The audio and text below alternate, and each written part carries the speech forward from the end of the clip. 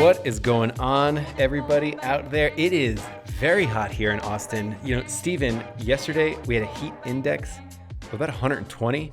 And for those of us out there using Celsius, that's 48 or 49 degrees Celsius. Pretty hot over here. Yeah, it's definitely approaching the miserable days of August where it's triple digits heat for, basically nonstop. That's right. Even in the evenings. Everyone comes to Austin during South by Southwest. They're like, wow, this is wonderful. South by Southwest is in March. The weather's perfect. Let me move here a couple months later. Boom, it's August. It's 120.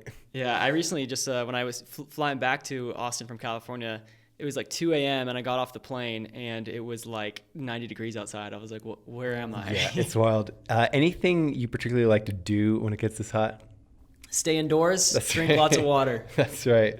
I really like to go for a run when it gets like blazing you're crazy. hot. I really do like it. I feel like I'm getting a better workout. Anyone out there in exercise science, please let me know if that's a good idea or not. But I wanted to start the show by thanking.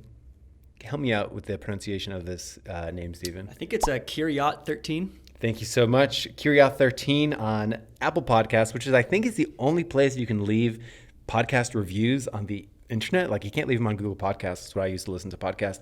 But left a review. Thanks so much. 5 stars. Legit Amazon PPC experts, Michael and Brett, are the real deal, drawing on their years of experience running Amazon PPC campaigns for mid-sized brands. I think we also do, by the way, large and small too, small, all of them. as well as in the trenches knowledge from developing the AdBadger software tool. Thanks for saying the AdBadger. Definitely trust their insight in this area. Thank you so much. Yeah, thanks, Carrie. I appreciate that. And today on the show, we have something pretty interesting. We're spicing it up. We're doing something different.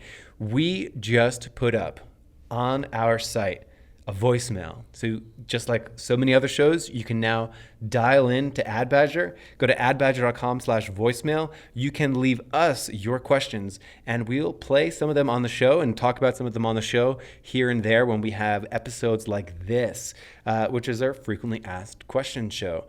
Not only frequently asked, but also very interesting questions we wanted to touch on too. So it's a sort of an FAQ as well as a interestingly asked questions too. So we wanted to touch on questions that may not be asked a lot, that are sort of unique, as well as things that a lot of people are sort of thinking about. So I'm really excited about this. For this episode, we don't actually have any voicemails from any of our listeners, but what we do have is that we do have that live chat on our site. We've been collecting questions for months and months and months. So today what we did was we looked through some of those and we came up with some pretty interesting ones. And I'm pretty stoked about this format, frequently asked questions. Yeah, we do have an FAQ page on our website that I'm not sure if a lot of people actually know about it.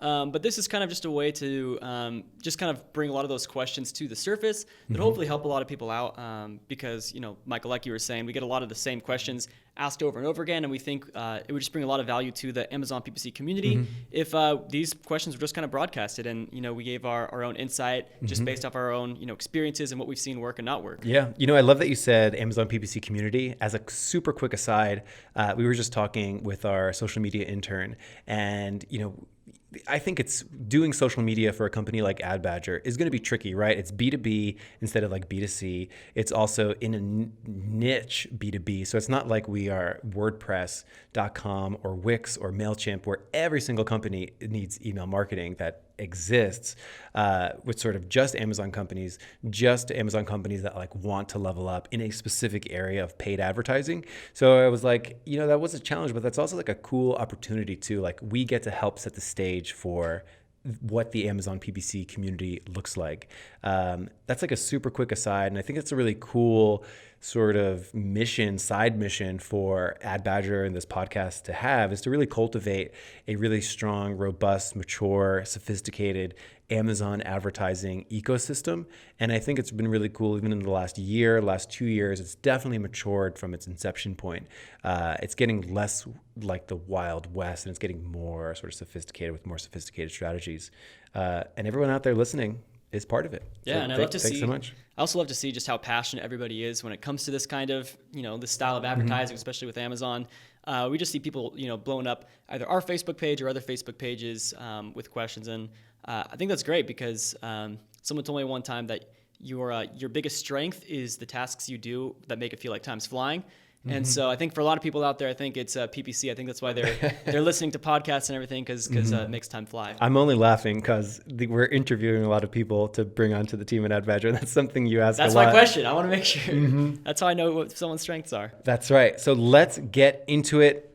I wanted to get started, and we have 7 questions that we're going to touch on today, but I wanted to do question 0. So question 0. I have been in paid traffic, digital marketing for just about 10 years now. And most questions have something in common. And most questions, when we are asked of them, can often make me my first reaction is I need to learn more. So some of the things that I think help, as people go to adbadger.com/voicemail or they go to our live chat and they write in with questions, just some things that can help us answer them more effective and efficiently. We had someone, it was actually a friend, I'm in 12 Slack channels. I don't know why, but I can't say no anymore. It's just hey, do you want to join my Slack channel? I was sure, let's do it. Your screen terrifies me when I see those many channels. But I was in this particular Slack channel and someone asked me hey, I'm trying to do this thing. Can you tell me more about what I should be doing next? And my response to that was, can you send me a screen cap of your campaign that's in question? Send me a screen cap of the ad group. Send me a screen cap of the keywords and the ASINs. I need some additional information. So I think some of the things that can be helpful when you write in or call in is some general non-specific metrics. Maybe it's a spend amount because that helps us understand at how fast should we be optimizing? Because you treat a campaign that's spending $1,000 a month way different than a campaign that's spending $1,000 a day. Right. So maybe spend levels, order levels to go along with that, current ACoS, your target ACoS. Some of these things just help sort of us orient ourselves around where we should be thinking, the level of sophistication in the campaigns. It sort of tells us a lot. Those general getting your bearings can be helpful. Right. And I've definitely, actually just today I had someone writing in who was, freaking out because they had 400% ACoS. Oof. And then when I checked out their account, it was a $20 of ad spend and $5 of revenue. Right. And it was not as bad of a situation as I thought. That the campaign had been running for 2 days. Right. So you want to approach those situations in a very different way than if it was 400% ACoS at $20,000 spend and $5,000 revenue. So the insight there would be, hey, we need to wait a little bit longer for the smaller campaign. We need some more data to roll in because it seems like at one conversion would have taken it from the current ACoS, cut it in half or even further, whereas that wouldn't be the case in a much, much larger account. So definitely knowing some of those situations, and I think I've said enough about this. Let's move on to question number 1. Question number 1 comes in from Rennie. What's going on, Rennie? Stephen, can you read to us Rennie's question? Yeah, so Rennie was actually writing in from the European Union, which I always think is cool to kind of see that international support that we're getting.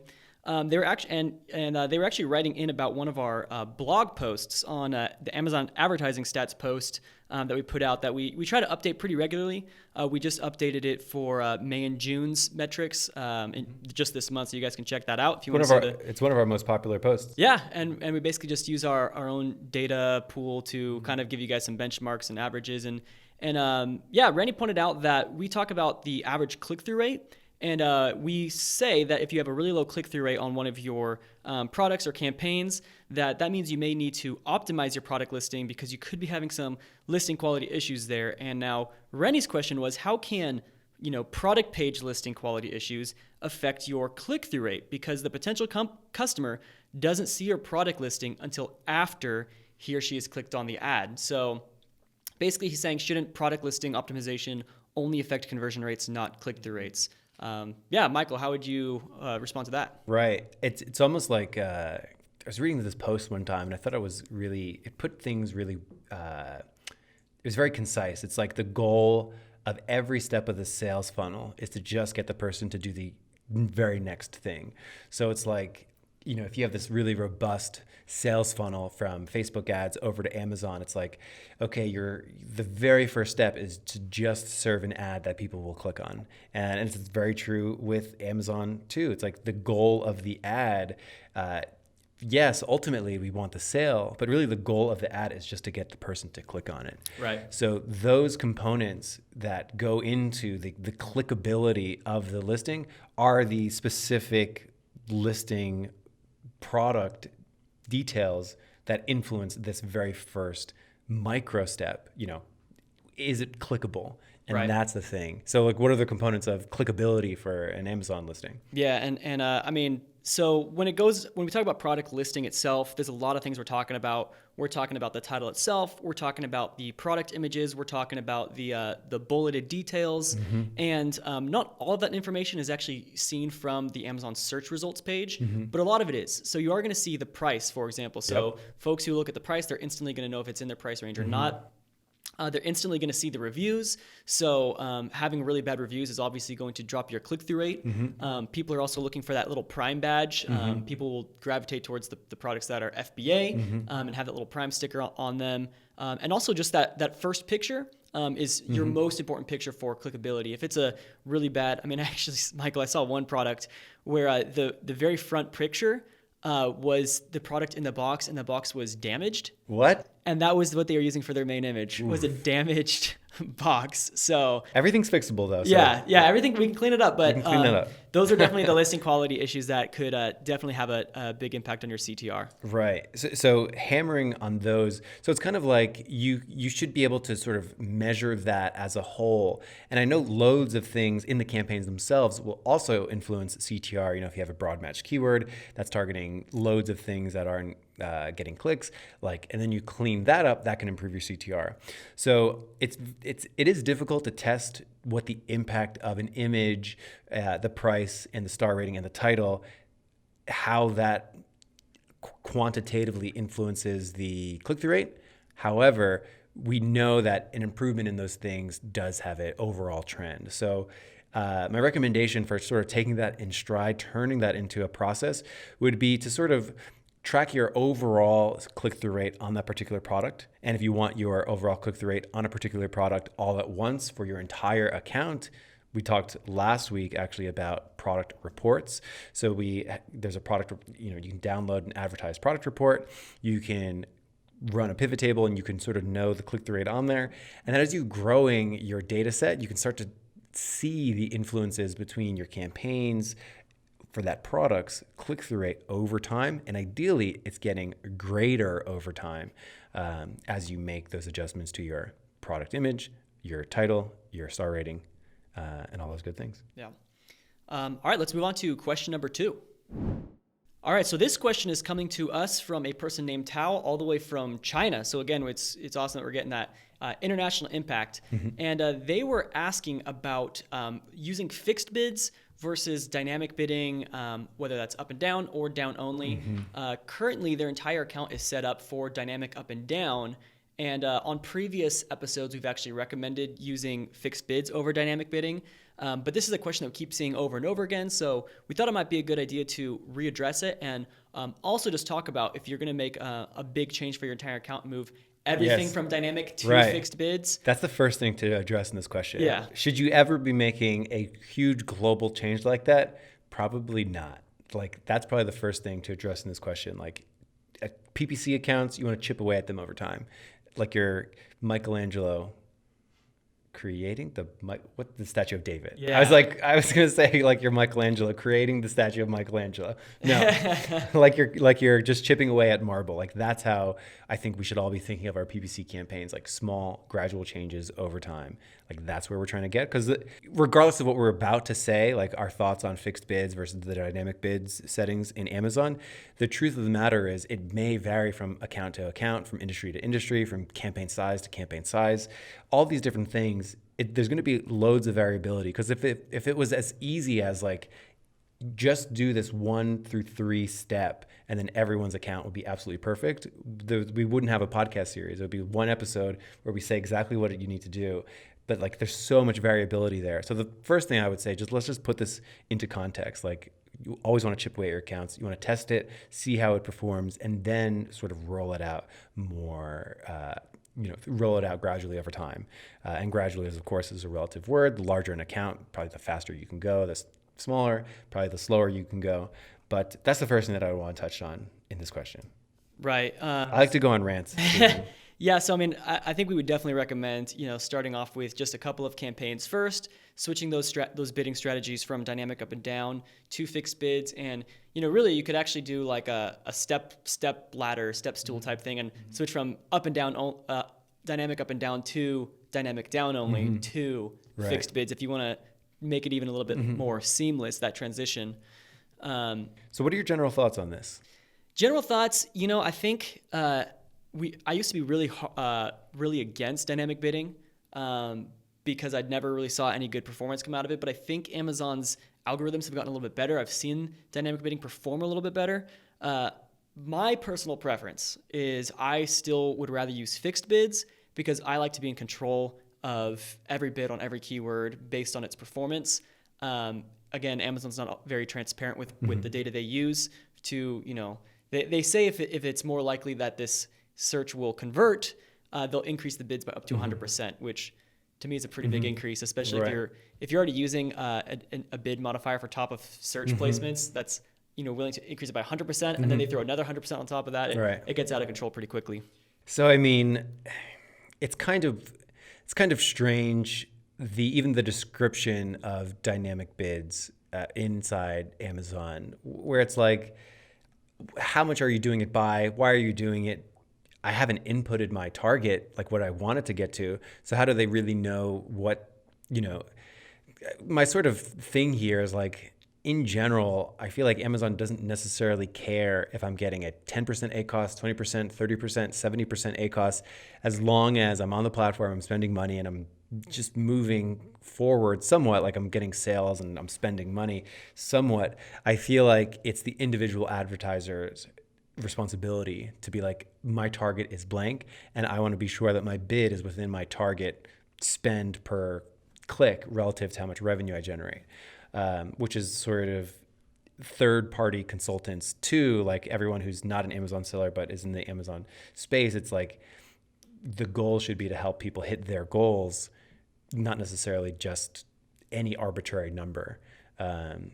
So with that said, I think the dynamic bids inside Amazon, there's no user inputted target ACoS, and I think that's a big issue for me. Right.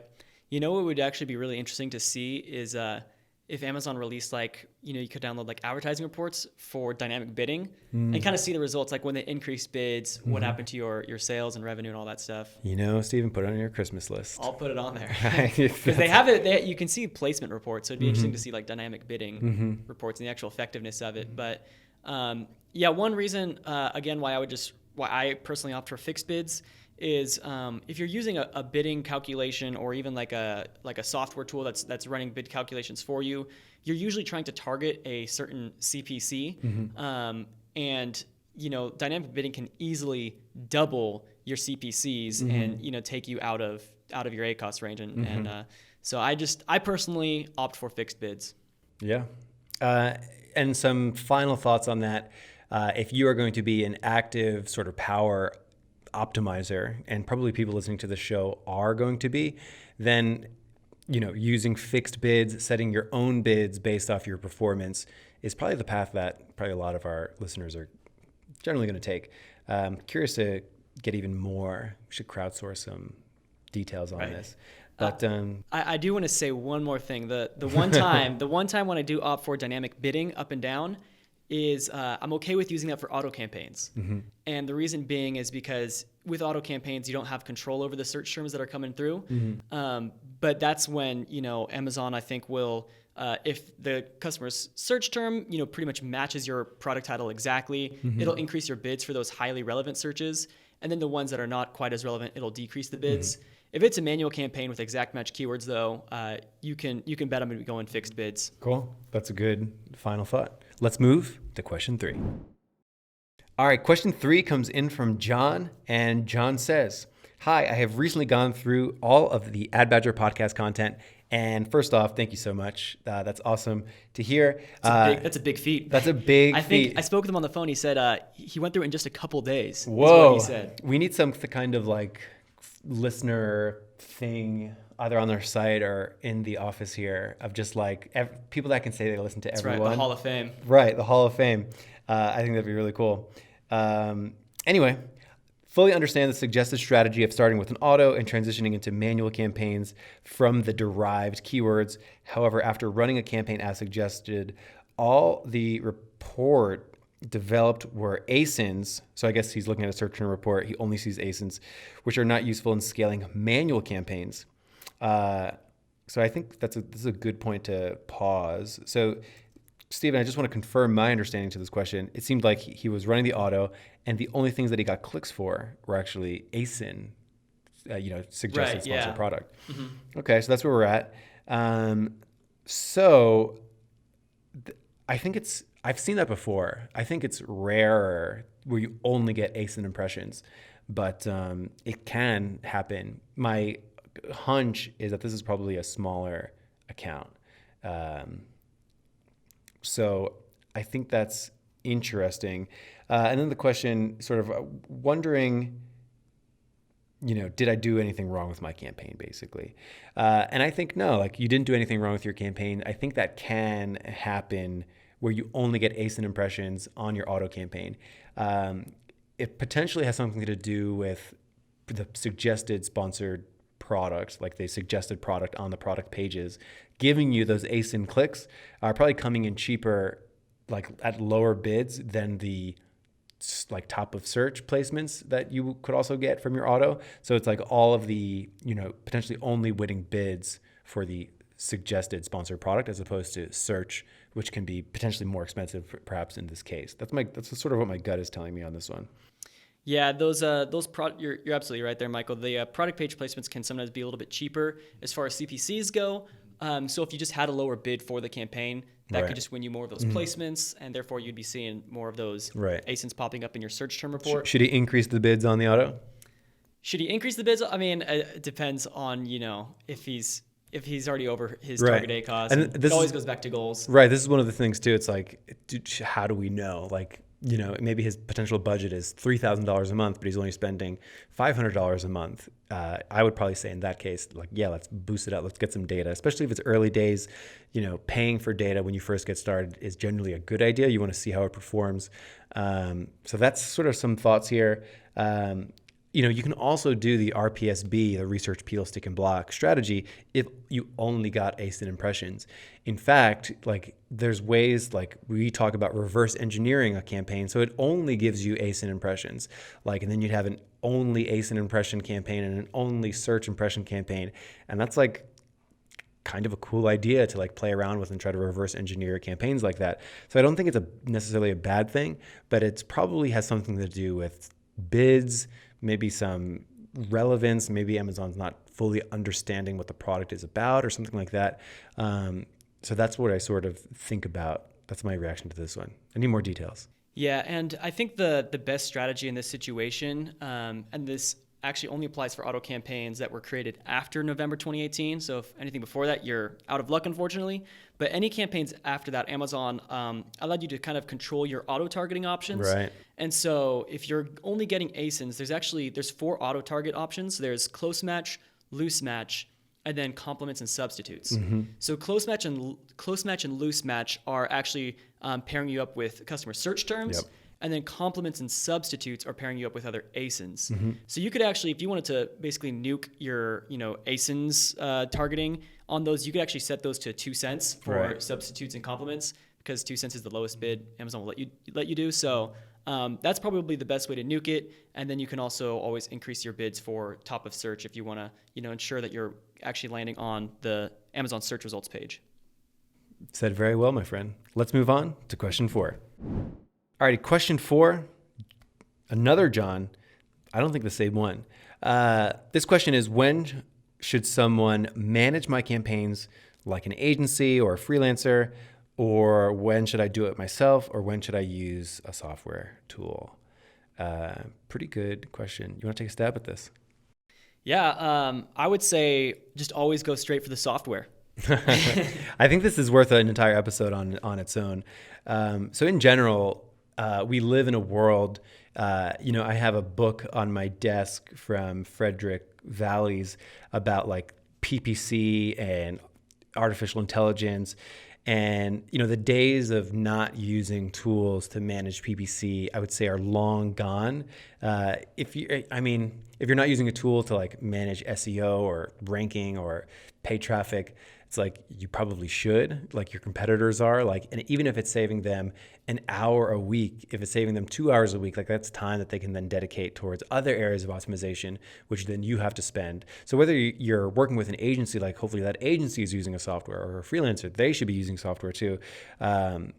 Even yourself, if you're doing it yourself, should also be using it. So definitely we live in sort of digital marketing software, like everything that you do with digital marketing, rank tracking on Amazon, product page analysis, competitor analysis, review management, refunds, off of Amazon, email marketing, Google, like analytics, social media, like tools will help you get more done faster, more efficiently.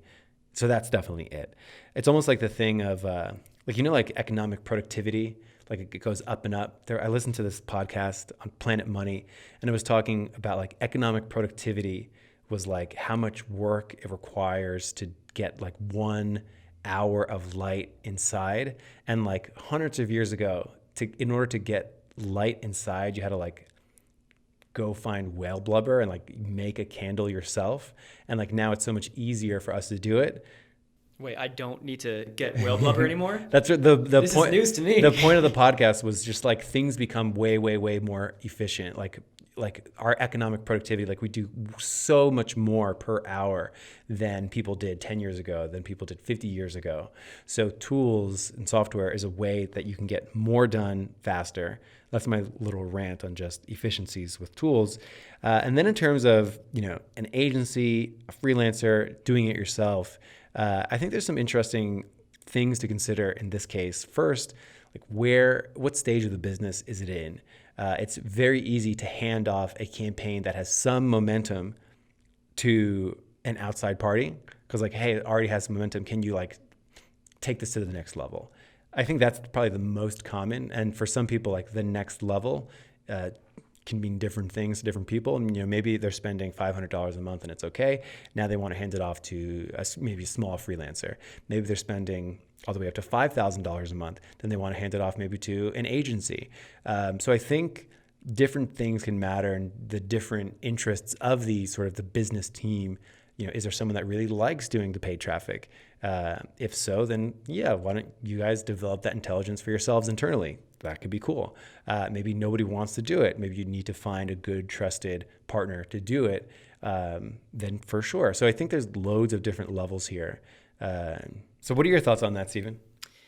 Yeah. So when it comes to actually, off-handing your work to someone else, your campaigns, the biggest things I would try to think through are, how much money or how much ad spend are you actually trying to give someone the responsibility for, and what are their fees going to be like for that? And you just make sure you factor that into all of your ACoS calculations, because we usually, when we're calculating like our break-even ACoS, we're factoring in Amazon fees, cost of production, all that good stuff. So you're going to have to throw these agency fees or freelancer fees on top of that as well, because that's going to, just cut into your profits there. So right. The way I would kind of say it is just imagine, for every $1,000 of ad spend, let's just say $1,000 of ad spend equals 30 minutes a week of management. And so then if it goes up to 2,000, 3,000, 10,000, you're getting up to like 5 hours a week of management. So just kind of factor that into consideration with basically how much labor you're going to be offhanding and how much that's worth to you and how much you think it should be worth to the other person.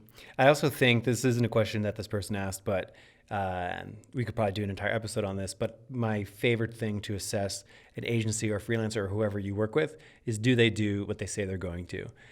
In the sense of, are they reliable? Are they dependable? I think those skills are really, really valuable.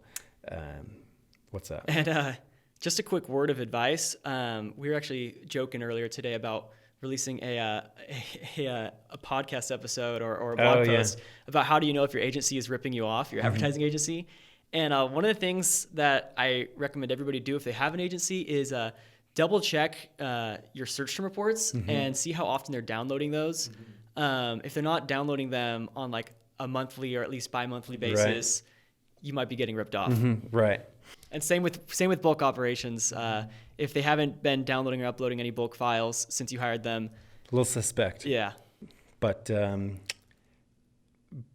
not to say that there's not, it's just a little suspect. You might want to ask them how they're doing things. Right. Yeah, I'm not sorry. I don't want to throw anyone under the bus there, but it is suspicious. Right. I gotta defend all my agency people out there. Right. There's plenty of ways to potentially get that done. Moving on to question 5.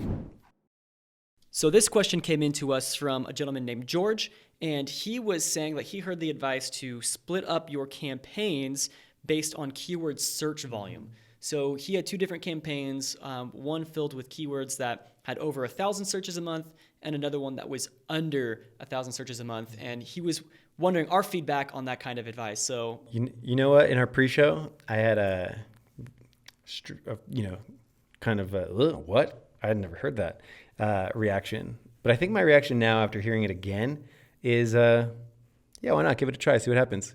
If this is a brand new campaign and you're trying something new, or you had the luxury of maybe pausing something historically and trying something completely new, I mean, that's how like new learnings are discovered. So George P., if you're out there, let us know how that actually went. My hunch is that probably not worth the effort. My hunch is that probably you don't necessarily need to do that. But I thought it was pretty interesting. My hunch is probably doesn't have a huge impact, probably not worth the time. So probably a zero impact or potentially negative impact. Yeah, I don't see any way that the performance itself would really be affected. It might just be a nice way to just real quickly navigate through your campaigns, navigate through your keywords and kind of really quickly find, your most important high traffic generating keywords. Right. So that could be a strategy there, but I personally don't find a lot of value in that because you can always just throw a filter that says, show me all the keywords with at least 1,000 searches.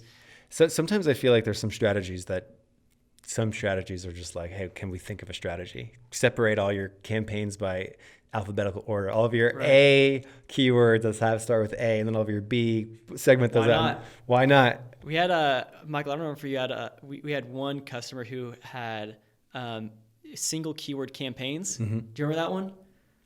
I think so. There's a couple people that do that. So, there's some strategies out there that are kind of interesting. Right. And it's always interesting too, because like PPC is never in a vacuum and you can never really know what the performance, there's no true A/B testing on Amazon, right? You can't say, hey, 50% of my impressions, one impression go to this campaign, then the other impression go to this campaign. You can't set up a true campaign experiment like you can on Facebook ads or Google ads, which kind of sucks. Because if you did want to explore different things like that, there's no way that you could, because you could say, okay, this month I'm going to do single keyword ad groups. The next month I'm going to do normal, what's considered normal. And then at the end of those 2 months, I'm going to look back at June and July and see which ones did better. It's possible that July could have just been slower than June, or there's a degree of variance everywhere. So it's really, really difficult to pinpoint some of these things down.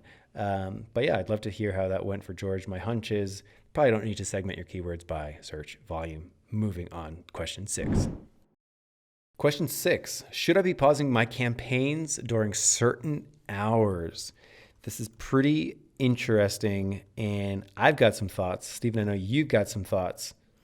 Yeah, so this is something that folks would call dayparting, which is basically adjusting your bids throughout the day, either pausing your campaigns altogether or just increasing or decreasing bids based on the hour of the day when you think you'll be more profitable or have higher conversion rates.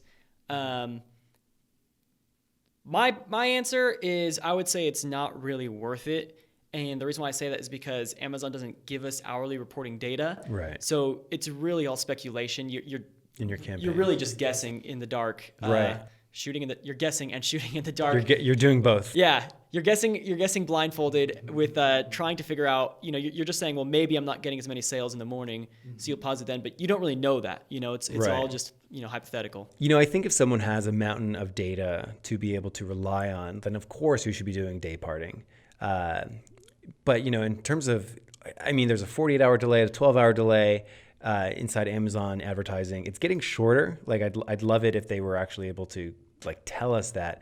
But at the moment, it's very, very difficult to get any day information inside your ad account. So I'm not a huge fan of this strategy, only because we don't have all of that sort of week parting, I guess you can call it, where we split the week into separate parts per day. Can probably be a little bit more effective because you can download performance over time. You can download your reports day by day and actually start to see trends from Monday, Tuesday, Wednesday, Thursday, Friday, Saturday, Sunday. You can see those trends.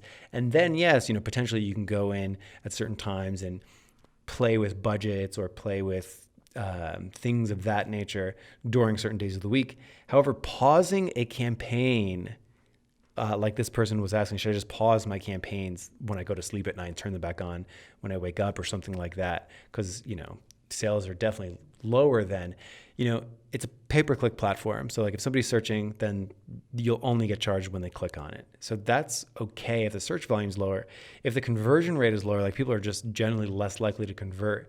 I think that information, unfortunately, doesn't exist inside Seller Central right now. The other thing, too, if you're going to be pausing those overnight, Amazon doesn't really love when you pause a campaign and then turn it back on. Neither does Google, neither does Facebook. They like to rely on the sort of ad quality, the sort of ad dependability. How good is this ad? How reliable is this campaign? You see this a lot where you have a super big campaign with maybe a funky structure, but it's doing well somehow. And it's are they just doing well because that sort of ad dependability, that ad quality is so high that sort of Amazon might be excusing not having the picture perfect account just because it's spending so much for so long. Similar things are out there on Google and Facebook too. So pausing things normally puts that into a jolt, and then you need some time to restart it. So I'm not a huge fan of this strategy. I don't want to say that, never say never, but I'm not a huge fan of it. I don't do it. Yeah, I would be okay with doing that week parting, and if you notice that you get significantly fewer conversions over the weekends, and I should say a worse conversion rate, because like Michael aptly pointed out, less traffic doesn't mean you should pause it just because there's less traffic. If it's worse conversion rates, then that would be a reason worse to... Worse ACoS. Yeah, because if you get less traffic but your conversion rates actually go up, then you should by all means keep running it. So if you get worse conversion rates over the weekends or over certain days of the week, decrease bids, pause them real shortly. Mm-hmm. And even still, I'm still hesitant as I think even more about this. It's even if your ACoS is worse on the weekends, it doesn't necessarily mean you should pause it. That means you should do some bid optimization for Saturday and Sunday, not necessarily pause it wholesale. Right. Anyway. Absolutely. All right. Well, let's go on to the 7th and final question. All right. So our last question today is about Clickfraud. And the question is, do we think that this is a big deal on Amazon and something that Amazon sellers should be concerned about? Right, Clickfraud. Let's say, Steven, for those of you listening, you don't know this yet. For those of you watching on YouTube or social, you do know this. Steven has this wonderful Hawaiian shirt on today. Looking fresh, Steven. But let's say you're selling Hawaiian shirts on Amazon. I'm also selling Hawaiian shirts on Amazon. I want to run your budget out. I'm going to make some searches. I'm going to click on your ads, and I'm going to try to drive up your ad spend, hurt your ACoS, and hopefully turn your ads off from running out of budget because I'm going to click on it 100 times. I think just one person trying to do that, I don't think they can get away with it. I think Amazon knows that happens, and Amazon has some tiny documentation on it that basically says anything that they notice that's weird, some weird anomalies coming from behavior, from an IP address, or even on a particular keyword to a particular seller, they'll sort of try to find that out. And I would like to believe it's smart enough to know that if one company is under attack, that they'll be able to identify that and hopefully rectify that, credit those clicks back to you. It's kind of a bummer that you can't really see all of that data. Even if you do get some things credited back, you don't really know it. And you're always wondering, like, what if there's even more out there? Like, if there's these one out there, be more. So I think of that one example of like one company doesn't like you, trying to go after you, just that one person in that office, it's going to be found out. It's not always that simple. Right. And I think Amazon will actually, if suddenly, there's a big spike in your clicks, which we actually saw with one account one time where they were averaging like 100 clicks a day, and then one day it just shot up to like in the thousands range. And I think one of his competitors actually got like a bot. Like you can actually get these like computer bots that will like do Clickfraud for you, but not recommending that to anybody out there that you do that. But you can report that to Amazon if they didn't catch it. And if it's an abnormal spike in clicks without an increase in conversions, and it's at least over $30 of ad spend, they'll reimburse you for whatever we have actually had real people actually write into Amazon and get refunded. So this is something that maybe slipped by their automatic sensor, and they're like, wow, that really does look like some kind of attack that slipped by our sensors. And we've actually seen people got credited back, which is pretty cool. Actually, this is just kind of for fun, but there was a while where our podcast had a massive spike in listens. That's right. It like doubled overnight, and we thought it was almost like some kind of fraud or something. But then the numbers were consistent, and I think it just somehow got popular. Whoa, that's right. Well, I mean, why would there be podcast fraud in the first place? I don't know. It doesn't make any sense, but thank you guys all for listening. That's right. So in general, do I think it's a huge issue on Amazon? Probably not. Probably there is some going on, but it's sort of like you got to take the good with the bad. And I know I hate saying that, but I think Amazon, Google, Facebook, these companies rely on being trustworthy and being foolproof and being technologically sound. So I think they invest a lot in being sure to make sure that their platforms are sound. Now, who's to say that, you go on these different sites and you get an army of people to be searching and clicking on things. Even still, I'd like to believe that Amazon's able to identify that, fix it, and keep the platforms clean. And that is our 7 questions. Any final thoughts about these questions?